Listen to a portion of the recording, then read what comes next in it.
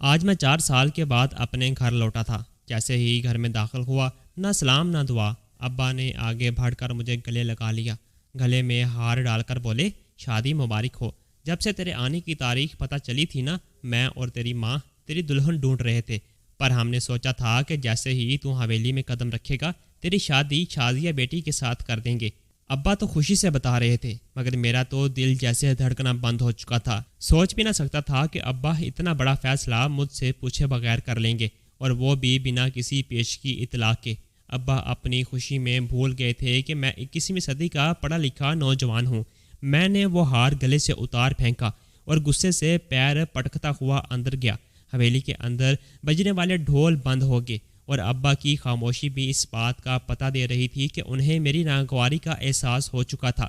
تھوڑی دیر گزری تھی کہ میرے کمرے میں رفتہ رفتہ میرے خاندان کے لوگ جمع ہونے لگے۔ سب سے آگے میری ماں تھی۔ بیٹے، یہ تو نے کیا کیا؟ تو جانتا ہے میری اس گھر میں عزت تیرے اس رویے سے مشروط ہے۔ تو اگر ایسا کرے گا تو لوگ کیا کہیں گے کہ میں نے تیری یہ تربیت کی ہے؟ اماں نے اپنی بلیک میلنگ شروع کر دی۔ اماں، یہ کوئی طریقہ ہے؟ میں پڑھا لکھا عاقل بالغ نوجوان ہوں، آپ نے مجھ سے پوچھے بنا میری شادی طے کر دی، مجھے بتایا تک نہیں، یہ کہاں کا انصاف ہے؟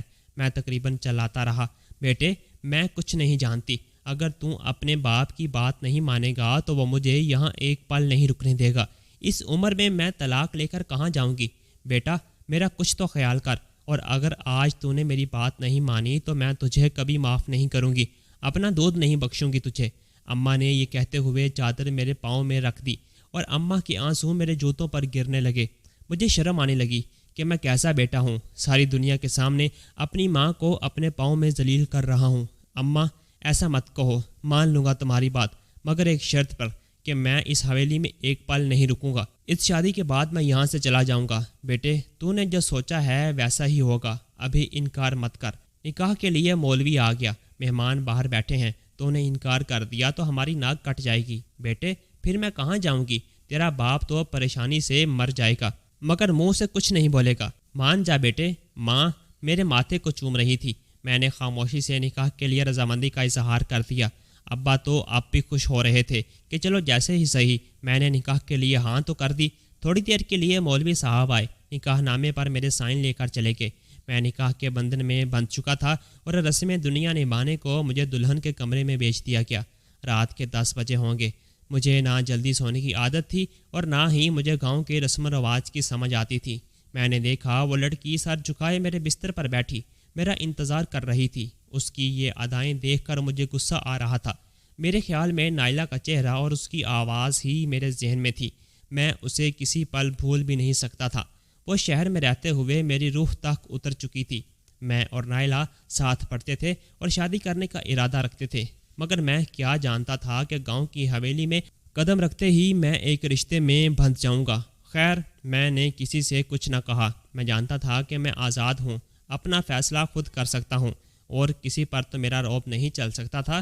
یہ لڑکی جس کی وجہ سے میں مصیبت میں پھنس گیا تھا، اسے تو سزا دوں گا۔ میں نے سوچا۔ میں نے کہا، اٹھو یہاں سے، ناٹک کرنے کی ضرورت نہیں، کپڑے بدلو اور وہاں نیچے اپنا بستر بچھا کر سو جاؤ۔ خبردار جو تم نے کبھی میرے پاس پٹکنے کی کوشش کی، نہ ہی میں نے تمہیں بیوی تسلیم کیا ہے، اور نہ مجھ سے کوئی ایسی امید قائم رکھنا۔ میں کسی اور سے محبت کرتا ہوں اور اسی سے شادی کر کے رہوں گا۔ میری زندگی میں تمہاری کوئی حیثیت نہیں۔ میں نے سختی سے کہا۔ وہ میری بات پر کسی بھی قسم کے رد عمل کے اظہار کے بغیر اٹھ کر خاموشی سے صوفے پر بیٹھ گئی۔ اس نے اپنا بستر بنایا اور اطمینان سے سو گئی۔ مجھے اس کا اطمینان سے سونا بھی ناگوار گزر رہا تھا۔ میں جانتا تھا کہ اسے زیادہ سے زیادہ اذیت دوں تاکہ اسے سمجھ آئے کہ شازیب سے شادی کرنے کی سزا کیا ہے، مگر صبح جب میری آنکھ کھلی تو سارا کمرہ صاف تھا۔ اس کی چوڑیاں، کنگن وغیرہ اس نے سلیقے سے رکھ دیے تھے۔ اپنے کپڑے تبدیل کر کے ایک کالی سی چادر اوڑھ لی تھی۔ وہ میرے پاس ہی بیٹھی تھی، جبکہ اس نے اپنا بستر بھی سمیٹ کر رکھ دیا تھا تاکہ کسی آنے والے شخص کو اندازہ نہ ہو جائے کہ ہمارے بیچ کیا چل رہا ہے۔ میں نے اس کی صورت دیکھی تو کافی خوبصورت تھی، مگر ایک لمحے کے لیے اس کے حسن میں کھو کر میں دوبارہ اپنے حواسوں میں لوٹ آیا۔ تم کیا سمجھتی ہو؟ تم اپنی ان اداؤں سے مجھے اپنا لو گی؟ ایسا سوچنا بھی مت۔ میرے دل میں صرف اور صرف نائلہ ہے، میں کبھی اسے بھول نہیں سکتا۔ تم جو مرضی کر لو، اس جیسی نہیں ہو سکتی۔ میں نے اس کے دل پر وار کرتے ہوئے کہا۔ اس کی آنکھوں میں ہلکی سی نمی اتری تو جیسے میرے دل کو سکون ملا۔ میں اٹھ کر فریش ہونے چلا گیا۔ واپس آیا تو وہ بھی تیار ہو چکی تھی۔ بلا شبہ وہ خوبصورت لگ رہی تھی۔ گلابی جوڑے میں اس کا حسن دو آتشہ ہو گیا، مگر میں اسے ہر طرح سے نظر انداز کر رہا تھا۔ میں نے اسے ایک نظر دیکھا اور بنا اسے کچھ کہے دروازے سے نکل گیا۔ وہ بھی میرے پیچھے پیچھے ناشتے کی میز پر آ گئی۔ سب ہمیں شادی کی مبارکباد دینے لگے۔ وہ بھی ایک دن کی دلہن کی طرح شرما رہی تھی۔ میں اس کے رویے سے یہ جان گیا تھا کہ وہ سب کو یہ بتانے کی کوشش کر رہی ہے کہ ہم دونوں کے بیچ سب کچھ بہت اچھا ہے، مگر میں کسی کی پرواہ نہ کر رہا تھا، بلکہ میں تو واپس شہر جانے کے بارے میں سوچ رہا تھا۔ نائلہ کا فون رات کو آیا تھا۔ میں نے اسے اپنی شادی کے بارے میں کچھ نہ بتایا۔ وہ پہلے کی طرح بات کر رہی تھی، نہیں جانتی تھی کہ میری زندگی میں کتنی بڑی تبدیلی آ گئی ہے، مگر اب اس سے زیادہ دیر چھپنا ممکن نہیں تھا۔ وہ مجھے بار بار شہر بلا رہی تھی۔ ناشتہ وغیرہ کر کے مہمانوں سے فارغ ہوا تو ولیمے کا فنکشن شروع ہو گیا۔ ولیمے اور باقی شادی کی رسومات کو مکمل ہونے میں 2-3 دن لگ گئے تھے۔ 2-3 دن بعد جب ہنگامے ٹھنڈے ہوئے تو میں نے شہر جانے کے لیے اپنا بیگ باندھنا شروع کر دیا۔ اپنی تیاری مکمل کر کے میں جب ابا جان کو خدا حافظ کہنے آیا تو وہ بڑے اطمینان سے بیٹھے ہوئے تھے۔ کہاں جا رہے ہو بیٹا؟ انہوں نے گہری نظر میرے بیگ پر ڈالتے ہوئے پوچھا۔ ابا جان، آپ نے کہا تھا کہ میں اس لڑکی سے شادی کر لوں۔ شادی تو میں نے کر لی ہے، مگر اب میرے یہاں رہنے کا کوئی جواز نہیں بنتا۔ مجھے شہر میں بہت سارے کام نمٹانے ہیں، اب جانا ہوگا، ورنہ میرے لیے مشکل ہو جائے گی۔ میرے کلینک میں میرے کئی مریض ہیں جن سے میں نے کمٹمنٹ کی ہوئی ہے، ان کے پاس بھی جانا ہے۔ ان کو کوئی اور ڈاکٹر دیکھ لے گا بیٹا، ابا نے اطمینان سے کہا۔ نہیں ابا، میرا کلینک ہے، میں سب کچھ ان پر نہیں چھوڑ سکتا۔ بیٹا، وہاں کلینک ہے نا، میں تمہیں یہاں ہسپتال بنا کر دے دوں گا، کوئی ضرورت نہیں شہر جانے کی۔ نہیں ابا، شہر کی اور بات ہے، مجھے وہاں اپنی پریکٹس کرنی ہے۔ تو پھر ٹھیک ہے، تم شازیہ کو بھی اپنے ساتھ لے جاؤ گے، لیکن آج نہیں۔ میں خود شازیہ بیٹی کو تمہارے ٹھکانے پر چھوڑ کر آؤں گا اور دیکھوں گا کہ تمہارا رویہ اس کے ساتھ کیسا ہے۔ ابا نے بات کہی تو میرا دل بجھ گیا۔ میرے فلیٹ پر تو نائلہ بھی تھی۔ اپنے ابا کے سامنے شہر جا کر نائلہ کو فلیٹ سے نکالنے کا کہتا تو وہ بھی بری بات تھی، اور اپنی گاؤں کی بیوی کو لے کر وہاں رہنے سے تو رہا۔ ابا کی بات پر میں لاجواب ہو گیا۔ اب چاہ کر بھی شہر نہیں جا سکتا تھا، مگر اگلے ہی دن ابا کو کوئی کام پڑ گیا، وہ کسی دوسرے شہر چلے گئے۔ مجھے موقع مل گیا۔ میں نے دل میں سوچا کہ آج تو شازیہ بیگم کا کام تمام کر کے رہوں گا۔ میں نے اس سے کبھی محبت سے بات نہیں کی تھی، مگر میں جانتا تھا کہ ذرا سی محبت جتاؤں گا تو وہ موم کی طرح پگھل جائے گی، اور پھر میں نے ایسا ہی کیا تھا۔ وہ سجی سنوری کسی پھول کی کلی کی طرح رہتی تھی۔ میں نے اسے اپنے پاس بلایا، محبت اور چاہت کے چند الفاظ کہے اور پھر اسے دودھ لانے کو کہا۔ وہ جلدی سے خوش ہو کر گرم دودھ 2 گلاس میں لے آئی۔ میں نے کہا، ہماری نئی زندگی کی شروعات ہو رہی ہے، میں چاہتا ہوں کہ ہم ایک دوسرے کے ہاتھ سے دودھ پئیں۔ شازیہ کی آنکھیں چمکنے لگیں۔ یقیناً وہ یہی سمجھ رہی تھی کہ میں نے سب کچھ قبول کر لیا ہے، مگر وہ نہیں جانتی تھی کہ میں نے اس کے گلاس میں کون سی دوا ملا رکھی ہے۔ شازیہ نے اپنے چہرے پر دوپٹہ رکھ لیا۔ آپ ادھر مڑیں، میں آپ کے سامنے نہیں پی سکتی، مجھے شرم آ رہی ہے۔ شازیہ کی بات سن کر میں دل ہی دل میں ہنسا۔ آخری بار شرما لو، اس کے بعد تم کسی کو نظر نہیں آؤ گی، میں نے دل میں سوچا اور دوسری طرف منہ پھیر لیا۔ تھوڑی دیر بعد شازیہ نے اپنے ہاتھ میرے سامنے کیا، مطلب یہ کہ وہ دودھ کا گلاس ختم کر چکی ہے۔ میں نے شازیہ سے محبت بھری باتیں کی اور کچھ لمحے گزارنے کے بعد شازیہ کی طبیعت خراب ہونے لگی۔ یہ سب کچھ میرے منصوبے کے عین مطابق ہو رہا تھا، مگر اس کے باوجود شازیہ پریشان نہیں تھی۔ وہ آہستہ آہستہ زمین پر لیٹتی چلی گئی۔ اس کے پیٹ میں شدید درد ہو رہا تھا اور پھر اس کی آنکھیں بند ہونے لگیں۔ میں نے آگے بڑھ کر اسے ہلایا جلایا، مگر اس کی سانسیں رک چکی تھیں۔ جب میں نے دیکھا کہ میری دعا کام کر چکی ہے تو دروازہ کھولا اور سب کو چیخ چیخ کر بلا لیا۔ سب لوگ میرے کمرے میں جمع ہو گئے۔ کوئی شازیہ کو ہلا رہا تھا، کوئی اسے تھپک رہا تھا۔ میں نے سب کو پیچھے ہٹنے کو کہا، دور ہٹو اسے ہاتھ لگانے کی ضرورت نہیں، اسے بہت خطرناک بیماری لاحق تھی جس کی وجہ سے اس کی جان چلی گئی ہے۔ تم میں سے جو بھی اسے ہاتھ لگائے گا اپنی موت کو دعوت دے گا۔ میں نے سب کو ڈرا دیا۔ سب لوگ میری بات کا یقین کرتے تھے کیونکہ میں خود ایک ڈاکٹر تھا۔ ظاہر ہے جو بھی بات کہتا ان کو یقین آ جاتا۔ ابا جان تو ابھی تک دوسرے شہر سے نہیں آئے تھے، وہاں سے آتے ہوئے ان کو تقریباً 8-10 گھنٹے لگ جانے تھے۔ تب تک میں نے ان لوگوں سے کہہ دیا تھا کہ اگر شازیہ کی لاش کو مزید یہاں رکھا تو ہو سکتا ہے کہ شازیہ کی بیماری پوری حویلی میں پھیل جائے، اس لیے بہتر ہے کہ ہم اسے جلد دفنا دیں تاکہ بعد میں کوئی بدمزگی نہ ہو۔ میری بات پر سب نے اتفاق کیا اور شازیہ کو دفنانے کے لیے زمین کھودنے لگے۔ میرے دل میں کوئی ملال نہیں تھا، میں بس نائلہ کے بارے میں سوچ رہا تھا۔ جانتا تھا کہ میں شہر جاؤں گا تو وہ میرا انتظار کر رہی ہوگی۔ لوگوں کے سامنے میں مظلوم بن کر رونے کا ناٹک کر رہا تھا، کبھی اداس ہوتا، کبھی شازیہ کی چارپائی کے پاس بے بسی سے بیٹھ جاتا۔ عورتیں مجھے دیکھ کر ہمدردی کر رہی تھیں کہ 2 دن کی دلہن اس کے ساتھ نہ رہ سکی اور اس کی زندگی وفا نہ کر سکی، مگر میں دل ہی دل میں مطمئن تھا۔ جانتا تھا کہ شازیہ کی موت کے بعد میری زندگی قدرے آسان ہو جائے گی۔ ابا نے اسے میرے سر پر مسلط کر دیا تھا، مگر میں نے اپنی چالاکی سے اس سے جان چھڑا لی۔ تھوڑی دیر بعد شازیہ کا جنازہ اٹھنے کا وقت آ گیا۔ حویلی میں گویا کہرام مچ گیا۔ ابا کے آنے سے پہلے ہی میرے کہنے کے مطابق شازیہ کو دفنایا جا رہا تھا۔ میں دل ہی دل میں خوش ہو رہا تھا۔ خیر، باقی سب مہمانوں سے فارغ ہونے کے بعد میں اپنی اماں کے پاس آ بیٹھا۔ اماں کے روح روح کر آنسو خشک ہو چکے تھے، جبکہ میری بہن جو شازیہ کی پکی سہیلی تھی وہ اسے یاد کر کے رو رہی تھی۔ ان سب میں اگر کوئی خوش تھا تو وہ میں تھا۔ سب مہمانوں سے فارغ ہونے کے بعد میں اپنے کمرے میں آ گیا۔ میں نے کمرے کو کنڈی لگائی اور سکون کی سانس لی۔ خدایا تیرا شکر ہے، میری اس چڑیل سے جان تو چھوٹی۔ اب میں جا کر نائلہ سے شادی کروں گا، اسے بتاؤں گا کہ میں نے اس کے لیے کتنی بڑی قربانی دی ہے۔ اپنے ہاتھوں سے اپنی بیوی کو دعا دی، اپنے ہاتھوں سے دفن کیا۔ میں شیطانی ہنسی ہنسنے لگا۔ ہنستے ہنستے میری نظر اپنے بیڈ پر گئی تو یہ دیکھ کر میرے پاؤں تلے سے زمین نکل گئی کہ وہاں کوئی اور نہیں، سفید کپڑوں میں ملبوس شازیہ بیٹھی تھی۔ دل سوچنے لگا کہ کہیں شازیہ کی روح مجھ سے بدلہ لینے تو نہیں آ گئی۔ میں دروازہ کھول کر بھاگنے ہی والا تھا کہ شازیہ نے مجھے آواز دی، بہت خوش ہونا تو مجھے مار کر، فکر نہیں کرو، میں شازیہ ہی ہوں، اس کی روح نہیں۔ شازیہ نے یہ کہہ کر میرے سر پر بم پھوڑ دیا۔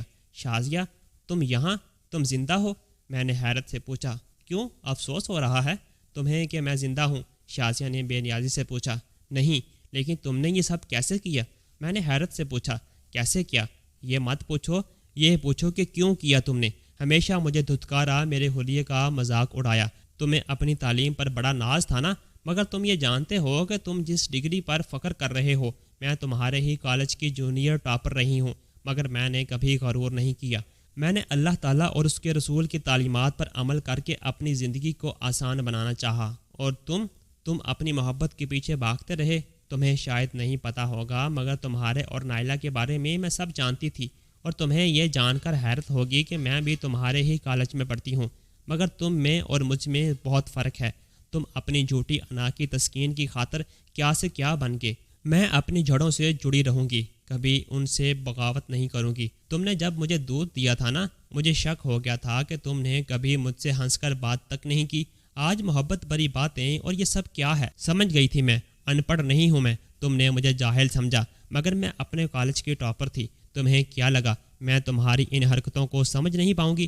میں سب جانتی تھی۔ میں جانتی تھی کہ تم مجھے مارنے کا ناٹک کرو گے، تم یہاں سے جاؤ گے، شہر میں جا کر نائلہ سے شادی کرو گے، مگر میں نے تمہیں کچھ نہ کہا، شاید تمہیں شرم آ جائے، مگر تم جیسے لوگوں کو شرم نہیں آتی، وہ اپنی غلطیوں پر کبھی شرمندہ نہیں ہوتے۔ ہاں، مگر میں نے اپنا معاملہ اللہ پر چھوڑ دیا ہے۔ شازیہ نے میری طرف دیکھ کر کہا، آج کے بعد میں تمہیں اپنے ہر حق سے آزاد کرتی ہوں، تمہیں میرے لیے پریشان ہونے کی ضرورت نہیں۔ ویسے بھی حویلی کی نظر میں تو میں مر چکی ہوں، کوئی مجھے نہیں جانتا۔ تم فکر نہیں کرو، میں ایک ملازمہ کی مدد سے قبر سے باہر آئی ہوں، ورنہ تم نے تو مجھے دفنا ہی دیا تھا۔ پھر آج تم یہ کر سکتے ہو تو کل کو کچھ اور بھی کر سکتے ہو۔ مجھے تم سے کوئی گلہ نہیں، تم جیسے تھے ویسے ہی رہو۔ میں تمہاری زندگی سے خاموشی سے چلی جاؤں گی، بس دعا کروں گی کہ خدا تمہیں ہدایت دے اور تمہیں توفیق دے کہ تم دوسروں کے جذبات بھی سمجھ سکو۔ یہ کہہ کر شازیہ رکی نہیں، اس نے خود کو چادر میں لپیٹا اور پچھلے دروازے سے حویلی سے نکل گئی۔ میں اسے دیکھتا رہ گیا، سوچ بھی نہیں سکتا تھا کہ وہ اس قدر پڑھی لکھی اور سمجھدار ہوگی۔ مجھے پچھتاوا ہونے لگا کہ یہ میں نے کیا کر دیا۔ اگر شازیہ کسی کو میری حقیقت بتا دے گی تو کیا ہوگا، لیکن میں جانتا تھا کہ وہ ایسا نہیں کرے گی۔ پھر ایسا ہی ہوا کہ اگلے دن وہ مجھے وہاں نظر نہیں آئی۔ ماحول میں ابھی تک سوگواری تھی، سب لوگ مجھ سے ہمدردی کر رہے تھے۔ اگلے دن میں نے کسی سے کچھ نہ کہا۔ ابا بھی آ کے اپنی بھانجی کی موت پر وہ بہت افسردہ تھے، مگر میں جانتا تھا کہ اب وہ مجھے شہر جانے سے نہیں روکیں گے، کیونکہ میرا دل تو پہلے ہی اداس تھا۔ وہ میری خوشی میں رکاوٹ نہ بنتے۔ اور پھر میری بیوی کے 40ویں کے بعد میں نے ابا سے شہر جانے کی اجازت مانگی۔ ابا نے مجھے اجازت دے دی۔ وہ جانتے تھے کہ گاؤں میں میرا دل نہیں لگتا۔ ابا کی اجازت لے کر میں واپس شہر آ گیا۔ میں نے نائلہ سے شادی کی اور اس کے ساتھ ہنسی خوشی رہنے لگا۔ نائلہ میری محبت پا کر بہت خوش تھی۔ ہم دونوں اپنی زندگی خوش و خرم گزار رہے تھے کہ 2-3 ماہ بعد جب شادی کا خمار اترا تو معلوم ہوا مجھ میں اور میری بیوی نائلہ میں بہت فرق ہے۔ میں بظاہر ماڈرن تو تھا، مگر میں وہی جاگیردارانہ اور زمیندارانہ سوچ کا مالک تھا جس سے نائلہ جیسی لڑکیاں چڑ کھاتی ہیں۔ میں نے نائلہ پر پابندیاں شروع کیں تو اس نے میرا جینا حرام کر دیا۔ وہ کپڑے بھی ایسے پہنتی تھی کہ میں شرم سے پانی پانی ہو جاتا۔ میں اس سے کچھ نہ کہہ پاتا۔ وہ بھی میری اس مجبوری کا بھرپور فائدہ اٹھاتی، کہتی تم جانتے تھے کہ میں اتنی ماڈرن ہوں، اب پھر کیوں منہ بنا رہے ہو؟ کیوں اس بات کے اوپر مجھ سے لڑتے ہو کہ میں تمہاری بات نہیں مانتی؟ کیا تمہیں نہیں پتہ تھا کہ تمہاری بیوی کس شخصیت کی مالک ہے؟ وہ یہ باتیں کہتی تو میرا دل کٹ جاتا۔ کیسی باتیں کرتی ہو نائلہ؟ پہلی بات اور تھی، اب بات اور ہے۔ اب تم میری بیوی ہو، تمہیں میرے مطابق چلنا چاہیے۔ مگر نائلہ میری کوئی بات نہ سنتی۔ رفتہ رفتہ ہماری لڑائی جھگڑے بڑھنے لگے اور اس سے پہلے کہ ہم لوگ اپنی راہیں جدا کرتے ہم دونوں کے بیچ ننھا مہمان آ گیا۔ نائلہ امید سے تھی، میں اسی وجہ سے اس کا یہ رویہ برداشت کرتا جا رہا تھا۔ میں جانتا تھا کہ نائلہ کو اس وقت سکون کی ضرورت ہے۔ میں نے نائلہ سے ہر طرح کا تعاون کیا۔ بچے کی پیدائش کے بعد نائلہ کا رویہ مجھ سے بدل گیا۔ وہ پھر سے اپنی پرانی روش پر اتر آئی۔ میں اسے کسی بات کے لیے منع کرتا تو وہ مجھ سے لڑ پڑتی۔ اب مجھے اس بات کا بھی ڈر تھا کہ نائلہ اپنی بیٹی کو بھی اپنے جیسا ہی بنائے گی۔ میں نہیں چاہتا تھا کہ میری بیٹی نائلہ جیسی بنے۔ اب مجھے اندازہ ہو رہا تھا کہ گاؤں کی عورتیں اور رسم و رواج ہم مردوں کے لیے کتنے ضروری ہوتے ہیں۔ نائلہ میری ذرا بھی عزت نہ کرتی۔ پھر ایک دن میری زندگی میں وہ واقعہ ہوا جس نے سب کچھ بدل کر رکھ دیا۔